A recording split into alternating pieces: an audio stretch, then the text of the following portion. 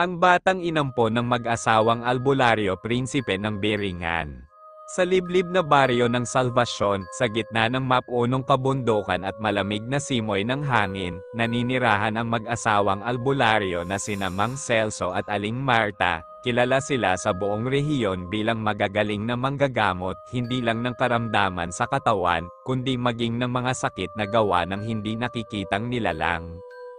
Ngunit kahit kilala sa buong baryo, may isang bagay na hindi alam ng mga tao, na ang mag-asawa ay matagal nang walang anak, dalangin nila sa mga diwata ng kagubatan na sila'y pagkalooban ng munting nilalang na mabubuhay sa kanilang simpleng tahanan. Isang gabing malamig at mahamag, may narinig si Aling Marta na pag-iyak mula sa likod ng kanilang bakuran. Nang sundan nila ito, laking gulat nila nang matagpuan nila ang isang sanggol, hubad, balot sa manipis na puting tela, at tila kuminang sa ilalim ng liwanag ng buwan. Wala ni anino ng ina o ama, wala rin silang maramdamang presensya ng tao sa paligid. Celso, parang hindi ito ordinaryong bata, mahinang bulong ni Marta. Alam ko, pero parang ito ang tugon sa panalangin natin. Pinangalanan nila ang sanggol na Eman. Lumipas ang mga taon, lumaki si Eman na malusog, matalino, ngunit may kakaibang katangian. Hindi siya nasusugatan kahit madapa, at madalas siyang nakikitang naglalaro mag-isa habang may kinakausap sa hangin. Kapag tinatanong, ang sagot niya ay laging pareho. May mga kaibigan ako sa likod ng damo. Isang gabi, habang natutulog si Mang Celso, nagkaroon siya ng bangungot. Isang matandang babae ang lumapit sa kanya, may kulubat na balat at tila walang mata, ngunit may ngiting nakakakilabot.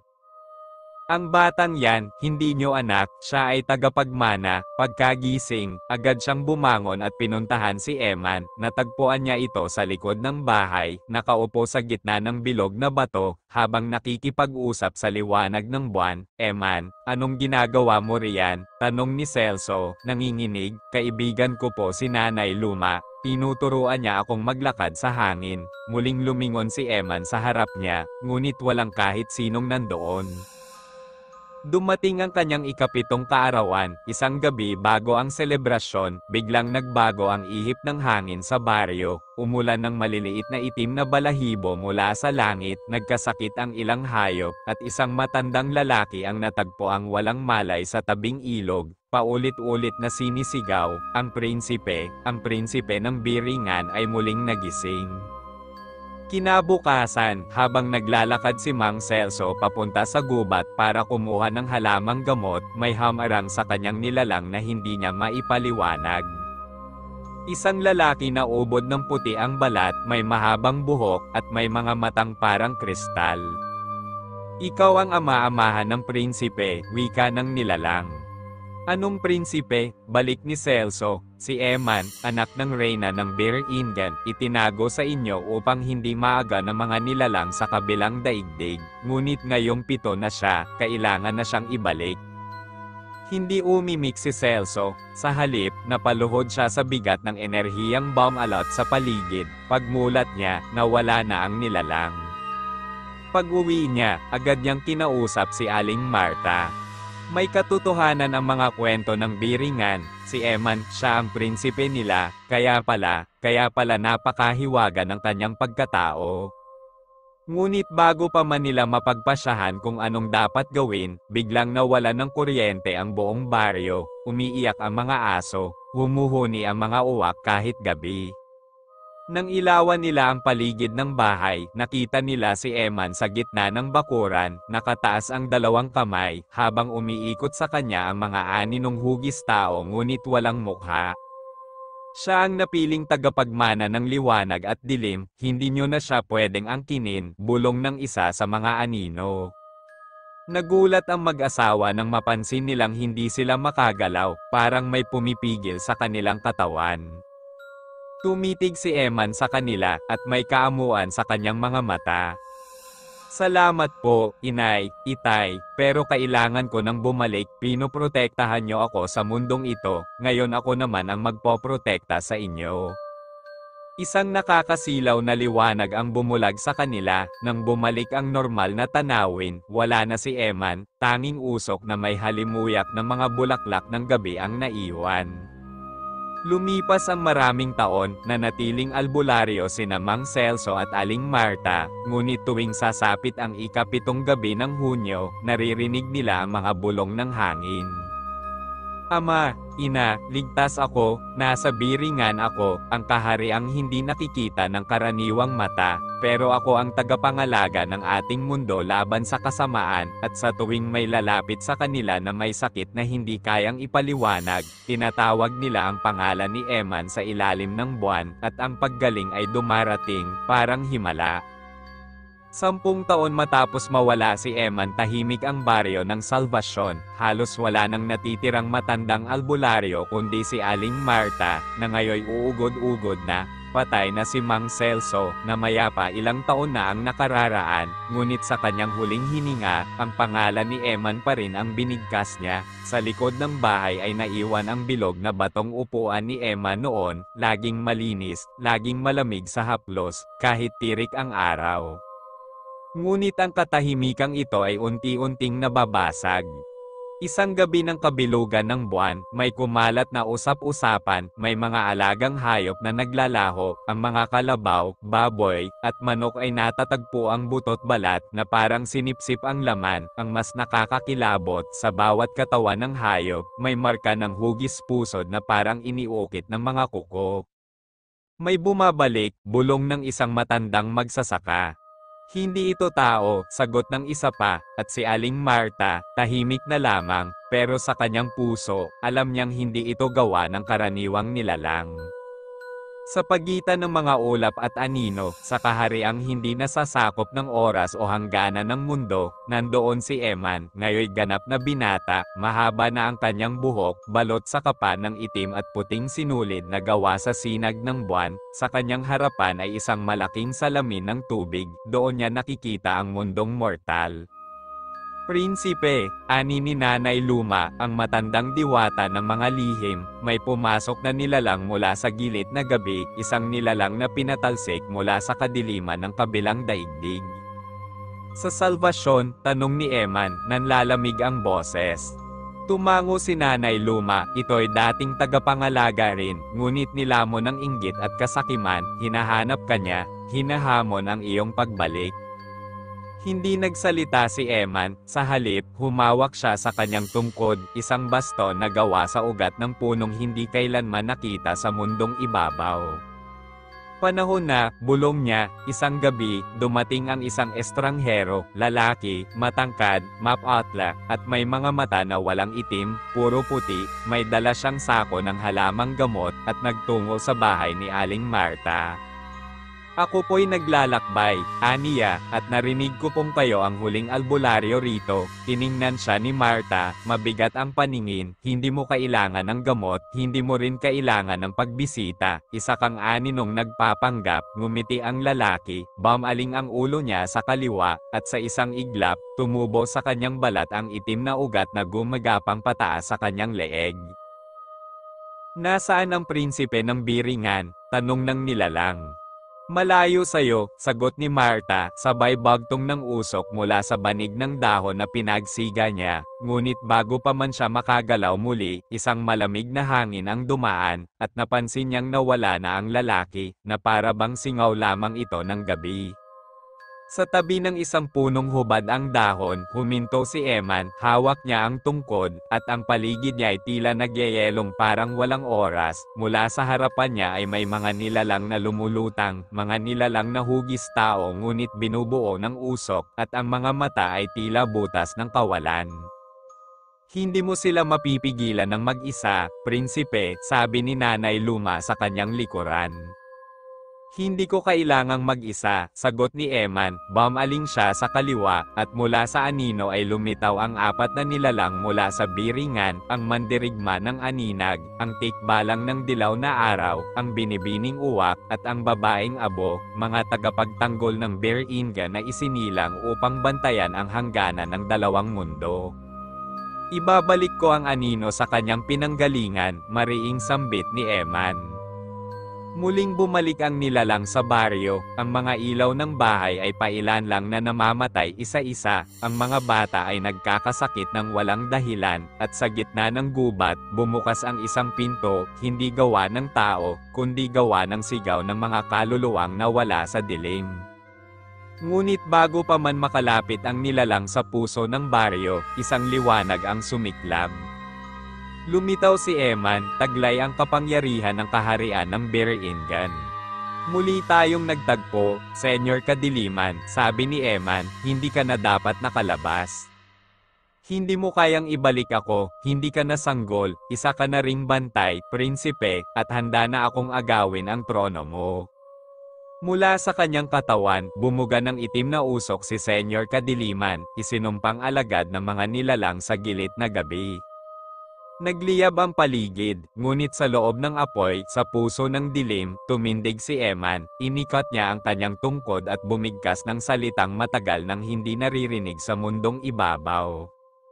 Biringan, gisingin mo ang liwanag ng hangganan. Mula sa kalangitan, bumaba ang sinag ng buwan, parang talam ng espadang kristal, tinamaan nito ang anino, at nagsimulang manginig si Senyor Kadiliman. Huwag, hindi pa ako tapos, ikaw ay tapos na, sagot ni Eman.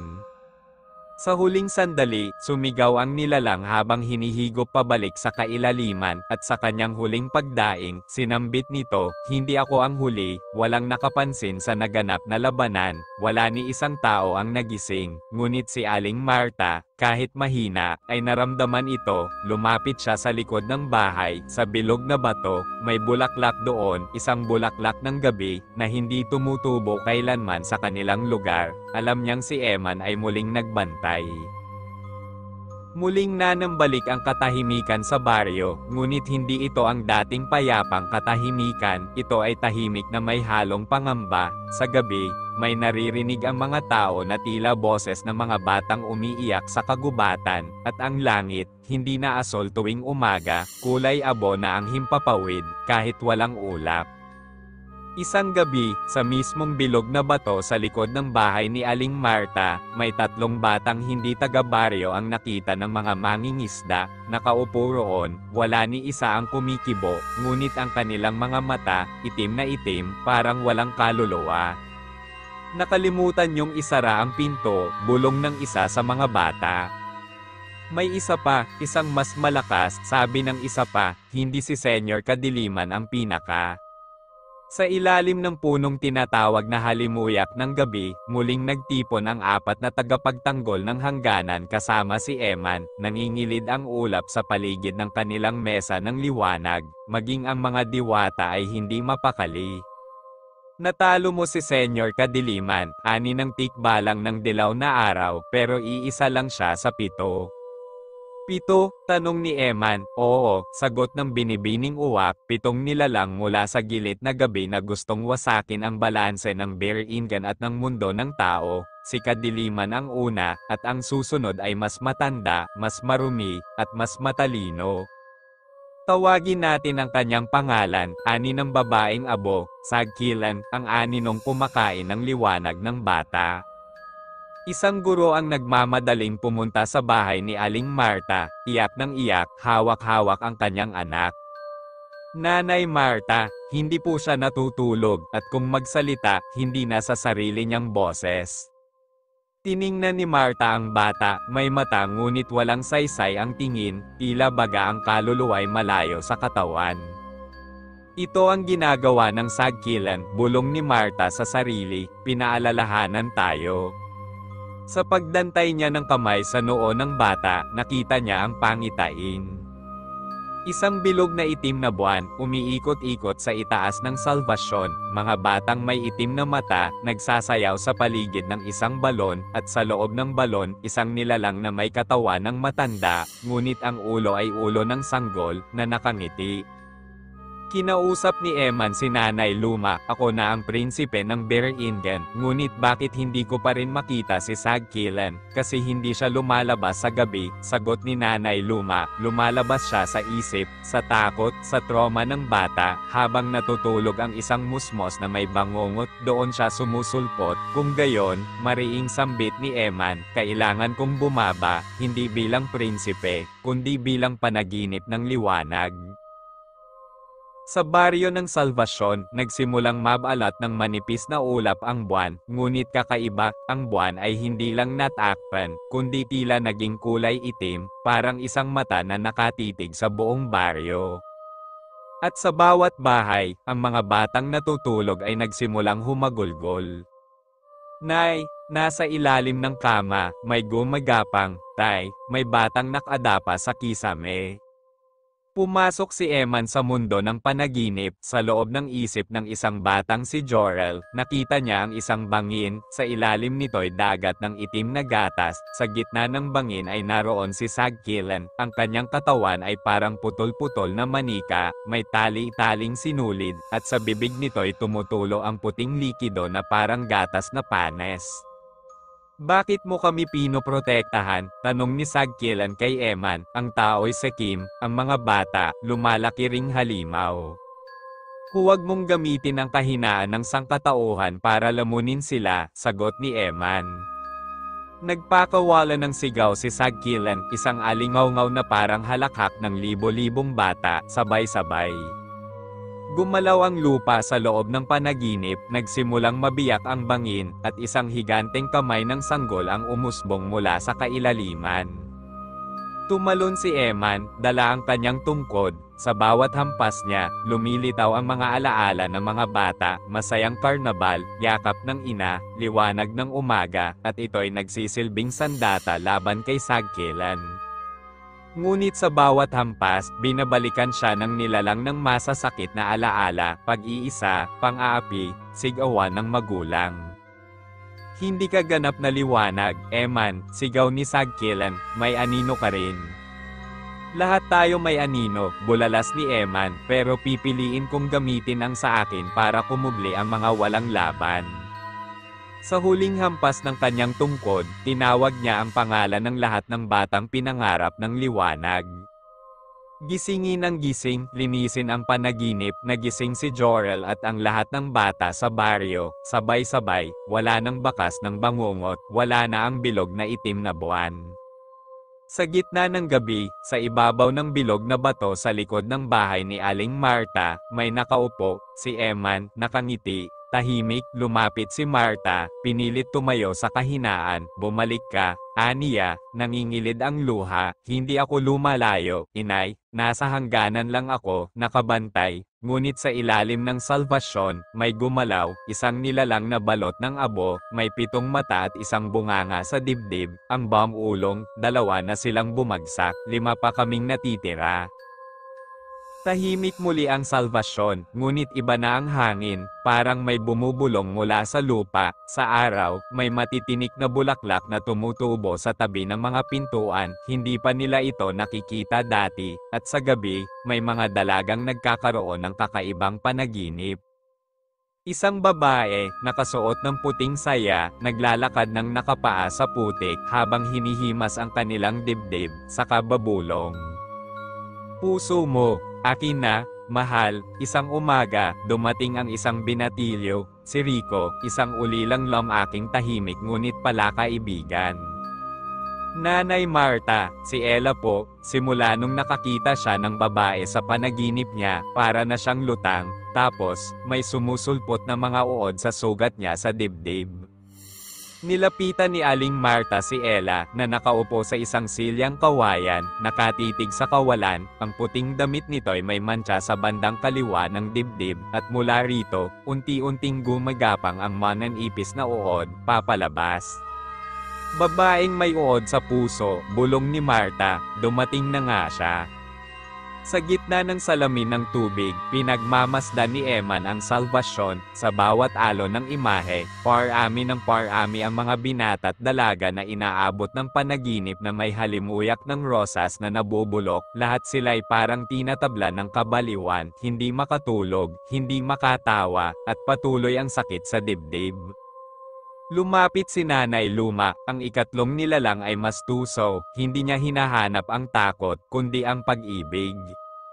Sino siya? Tanong ni Eman. Si Amar Asha, dati siyang diwata ng pag-ibig, pero nang talikuran siya ng kanyang mortal na iniibig, tinanggap siya ng gilit na gabi, ginawang nilalang na sumisimsim ng puso, hanggang ang taong iniibig ay mawala na ng damdamin at unti-unting mamatay. Kinagabihan, habang naglalakad si Rico pauwi, nakita niya si Ella sa gitna ng daan, nakaputing bestida, walang sapin sa paa, at ngumiti ito ng may hiwaga. Ella, tanong niya, ngunit hindi si Ella ang nakatingin sa kanya, ang mga mata niya ay kulay abong asol, at ang ngiti may dalawang mahabang uod na nakasuksok sa gilid. Sa halip na magsalita, lumapit ito sa kanya, humawak sa kanyang pisngi, at bulong. Mahal, akin ka na, narinig ni Eman ang bulong, isa ito sa mga palatandaan na nagsimula na si Amar Asha. Kung si Sagkilan ay sinaniban ang panaginip, bulong niya, si Amar Asha ay sinasaniban ang damdamin. Mula sa kabundukan, bumaba ang pulang hamog, sa bawat tahanan, may nakakaramdam ng biglaang pangungulila, ang mga magkasintahan ay biglang nagtatalo, ang mga magulang at anak ay nawawala ng lamang, at sa mga batang umiibig sa unang pagkakataon, may kirot sa kanilang dibdib na parang tinutuklap ng kuko. Nagising si Rico sa hating gabi, nasa harapan ng kanyang kama si Ella, ngunit mas payat na siya, at ang balat niya ay nababalot ng mananipis na uod, sa kanyang dibdib ay may isang butas, at mula rito, tila may umuungol na ibang nilalang. Mahal, yakapin mo ako, para makapasok ako sa iyo. Ngunit bago siya mahawakan, may liwanag na biglang tumama sa silid. Si Emma nagkita ang dalawa sa gitna ng kalsadang puno ng pulang hamog, sa paligid nila, may mga aninong umiiyak, naglalakad na parang mga nawalan ng minamahal, sa gitna nila ay si Amar Asha, ngayoy ganap na nilalang ng kadiliman, may buhok na parang buhay na uod, at tinig na kay lamang ngunit kay lamig. Bakit mo pinipigilan ang pagmamahalan? Tanong ni Amar Asha. Hindi mo pagmamahal ang dala mo, sagot ni Eman, pagkawasak, panghihina, at pagkakit sa tunay na damdamin. Mula sa pagkabigo ang tunay na damdamin, sigaw ni Amar Asha, hindi mo ba naramdaman? Niloko ka rin nila dati, iniwan ka sa likod ng bahay, ikaw rin, may sugat sa puso. Sandaling tumahimik si Eman, totoo, isang bahagi ng kanyang pagkatao ay nananatiling naghahanap ng yakap ng tunay na magulang, ng kasaysayang hindi niya naranasan. Ngunit tumindig siyang muli, ang sugat sa puso ay hindi dahilan para sugatan din ang iba.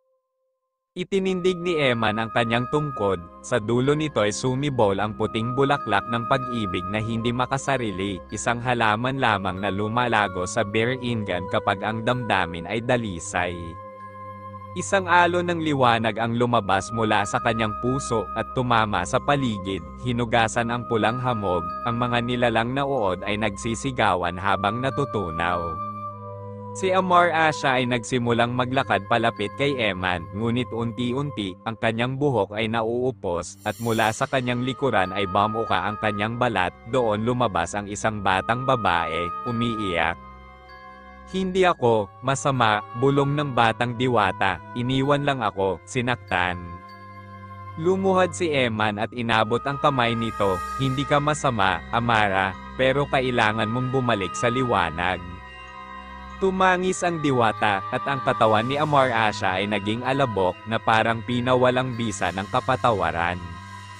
Nagising si Ella na parang walang nangyari, ang mga uod ay nawala, si Rico, muli siyang niyakap, ang Salvacion ay tila nakahinga ng maluwag, ngunit sa paanan ng gubat, sa likod ng isang puno, may tatlong batang lalaki na may dilaw na mata ang nanunood, apat na lang tayo, bulong ng isa, ang susunod, ay ang may ngiting bulok, si Mang Ulila, sabi ng isa pa, ang tagapag-alis ng mga mahal sa buhay. Sa gitna ng kalsadang nilamon ng pulang hamog, hindi lang damdamin ang nakataya, kundi ang mismong puso ng Salvacion. Habang papalapit si Amar Asha kay Eman, dahan-dahan siyang nagbabago ng anyo, ang kanyang anyong diwatay humahalo sa karumal-dumal na nilalang. Ang balat niya ay naging parang kinatay, ang kanyang buhok ay naging masa ng buhay na uod. Ang kanyang tinig ay naging dalawa, isang boses ng umiibig, isa ng nilalang na gutom. Hindi ka makakatakas sa akin, prinsipe, bulong niya, sabay saboy ng mga uod mula sa kanyang palad, lahat ng may sugat sa puso, kakampi ko. Umikot sa paligid ni Eman ang mga uod, parang ulap ng kasalanan at lumbay, sa bawat dikit nito sa kanyang balat, may gumuguhit na sakit sa kanyang isipan. Ang gabi ng kanyang pag-iwan sa sanggol na anyo, ang mga tanong na, bakit ako iniwan? Ang inggit na naramdaman niya sa mga batang may buong pamilya. Hindi mo ako madadaig sa sariling sakit, sigaw ni Amar Asha. Ngunit tumindig si Eman, tinindig ang kanyang tungkod at ibinagsak ito sa lupa. Bumalot ang liwanag, isang alon ng puting kapangyarihan ang bumalot sa kalsada, pinunit ang pulang hamog, pinatigil ang paggapang ng mga uod. Amar Asha, sambit niya, naramdaman ko ang lungkot mo, ngunit hindi ako alipin nito.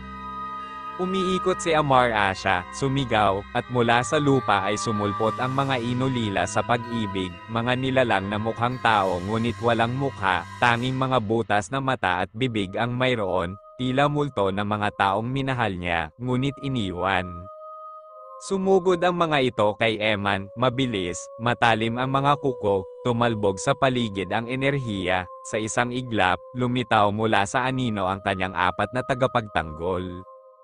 Tikbalang ng dilaw na araw hamarang gamit ang sibat na gawa sa tuwid na liwanag, binibining uwak pinaulanan ang mga nilalang ng balahibong naglalaman ng alaala ng pag-ibig, babaeng abo sumabog ng abo ng nakaraang mga panata, mandirigma ng aninag lumaban sa kadiliman, kamay sa kamay, habang ang mga tagapagtanggol ay nakikipaglaban sa mga nilalang, hinarap ni Eman si Amar Asha sa pinakasentro ng kalye, Amar Asha. Ngayon nakalutang, ay sumigaw, wala namang nagmamahal sa'yo Eman. Isang iglap, sinugod siya, hindi gamit ang uod, kundi gamit ang kanyang mismong puso, na bumuka sa gitna ng dibdib at naglabas ng itim na liwanag, parang bomba ng hinagpis. Tinamaan si Eman, napaatras siya, nang inig ang kanyang mga tuhod. Ngunit sa isang malalim na hininga, humugot siya ng kapangyarihan mula sa kanyang tunay na alaala, hindi ng sakit, kundi ng pagmamahal. Ang init ng kamay ni Aling Marta sa kanyang noo nung may lagnat siya. Ang masayang halakhak ni Mang Celso habang tinuturuan siyang manggamot. Ang araw na tinawag siyang anak sa kauna-unahang pagkakataon. Hindi ako anak ng sakit, wika ni Eman, ako'y anak ng pagkalinga. Sa huling pagkakataon, itinaas niya ang kanyang tungkod, ang puting bulaklak sa dulo nito'y namukadkad sa gitna ng dilim. Sa loob nito, nakita ni Amar Asha ang kanyang dating sarili, isang dalagang puno ng pangarap, hindi galit.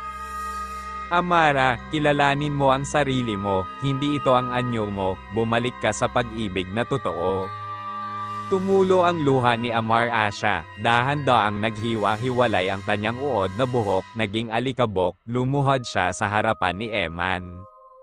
Salamat, bulong niya, at sa liwanag na tila nagmula sa langit, naging bulaklak ang buong katawan niya, isang puting rosas na may gintong talulot, at nawala sa hangin. Nagsimulang uminit ang Salvacion, ang pulang hamog ay tuluyang naglaho, ang mga damdaming nawala sa puso ng mga tao, ang lamang, ang tiwala, ang halakhak, unti-unting bumalik. Sa silid ni Ella, bigla siyang nagising, malinis na ang dibdib, wala nang sugat, sa tabi niya, si Rico, umiiyak.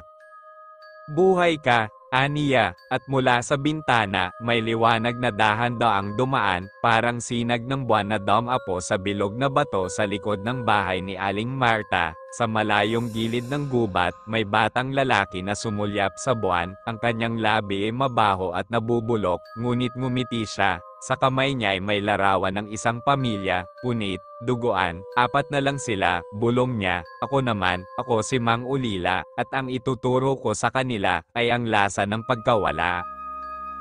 Nang tuluyang mawala si Amar Asha, may ilang segundo ng ganap na katahimikan sa salvasyon. Sa liwanag ng buwan, nakita ng mga tao ang mga uod na gumagapang sa paligid ay unti-unting natutunaw, nagiging alikabok, ngunit sa hangin, may naiwan. Isang buntong hininga, isang bulong, isang panata ng huling halimaw. Hindi natatapos ang pag-ibig sa pagtanggap, minsan, sa pagkawala ito sumisigaw. Sa malalayong sulok ng baryo, may mga nagising na umiiyak ngunit hindi nila alam kung bakit. May mga biglang lumapit sa kanilang mga magulang at yamakap, parang may pakiramdam na kailangang may mawala, kaya't mas pinili nilang humawak. Sa ilalim ng punong halimuyak ng gabi, nagtipon si Eman at ang kanyang mga tagapagtanggol. Tahimik silang lahat, may mabigat na pakiramdam kahit natagumpay ang kanilang nakamit. Isa na namang nilalang ng gilit na gabi ang nawala, wika ng babaeng abo. Ngunit hindi natin pwedeng kalimutan na dati silang kabahagi ng liwanag, dagdag ng binibining uwak. Aninong dating may saysay, bulong ng tikbalang ng dilaw na araw. Isa lang ang malinaw, sagot ni Eman, habang may sugat ang mundo, may mga uod pa ring gugustuhing manahan sa puso. Naglakad si Eman pabalik sa lugar kung saan siya minsang naging batang ampon, sa likod bahay, sa ibabaw ng bilog na batong upuan, siya'y naupo. Lumabas si Aling Marta, mabagal, nakayuko, ngunit buo ang loob, tumabi sa kanya. Nagawa mo na naman, aniya, pansamantala, sagot ni Eman, hanggat may puwang sa puso ng tao, susubukan nilang pasukin ito. Napatingin si Marta sa langit, hindi mo kailangan maging tagapagtanggol mag-isa. Napatingin si Eman sa kanya, may bahagyang ngiti, kahit ako'y prinsipe ng Beringen, sa puso mo, anak pa rin ako. Ang batang may ngiting bulok ay nakaupo sa isang punong nabubulok, ang mga mata niya ay mababaw ngunit malalim, punong-puno ng puwang. Sa kanyang tabi, may laruan, sira, duguan, at nilalaro ng daliri niyang buto na ang laman. Mahal mo sila, Eman, hindi ba? Bulong niya habang pinipisil ang laruan. Pag minahal mo ang isang bagay, mas madali itong sirain. Tumayo siya, dahan-dahan, susunod na ang puso ng pamilya, pagtataluhin ko ang lungkot ng bata, lumbay ng magulang, at pangungulila ng magkakaibigan. Huminga siya ng malalim, at sa bawat hininga niya, may nilalang na nagsusulpot mula sa lupa, mga maltong bata na iniwan, mga ulila ng digmaan ng damdamin. Isa-isa, kukunin ko sila, ako si Mang Ulila, ngunit sa kabila ng dilim, isang patak ng liwanag mula sa bilog na bato ang bumaba sa puno ni Mang Ulila. Nagliyab ang lupa, at mula roon ay sumulpot ang isang basag ngunit nagliliwanag na anino, ang alaala ni Amar Asha, ngayon ay gabay na. Hindi mo sila madadala sa dilim, bulong niya, ang mga sugat, hindi palaging nangangahulugang may kabulukan. Sa salvasyon, may panibagong araw na sumikat, hindi man ganap na maliwanag, ito'y sapat na upang makita ang isa't isa, at si Eman, muling tumayo mula sa batong upuan, sa kanyang kamay, ang tungkod ng Beringen, sa kanyang puso, ang alaala ng mga nilalang na minsang naging anino. Alam niyang hindi pa tapos ang lahat, ngunit sa ngayon, tahimik ang puso ng salvasyon.